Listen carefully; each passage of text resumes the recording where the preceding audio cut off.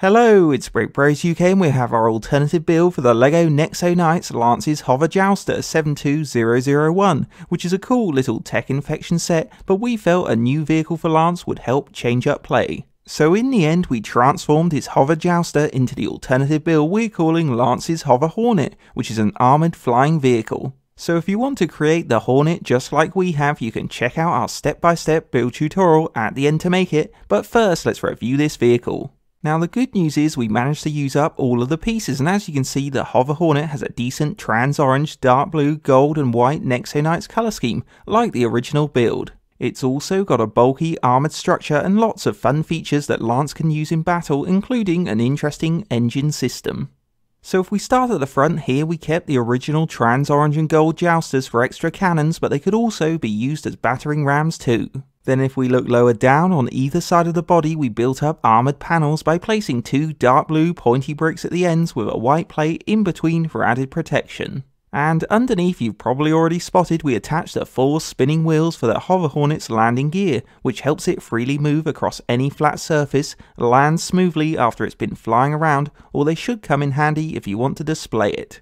Next up, if we move on to the Hornets Cockpit, this area features a dark blue tile for armour on the nose, and above we made use of the trans orange canopy piece to cover and protect the cockpit from blaster fire.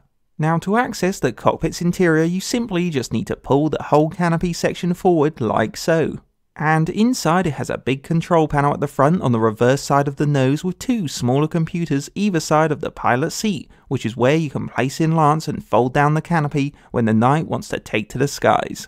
Directly behind the cockpit here we attach the Murloc Gold power in between 2 engine grille vents to give the Hornet extra boost. But the main power for the vehicle comes from the 2 thruster engines we built on the sides, and both of these engines have gold air intakes, spring-loaded missiles for firepower, and a neat rotating feature which allows you to angle the thruster power for takeoff or landing in battle.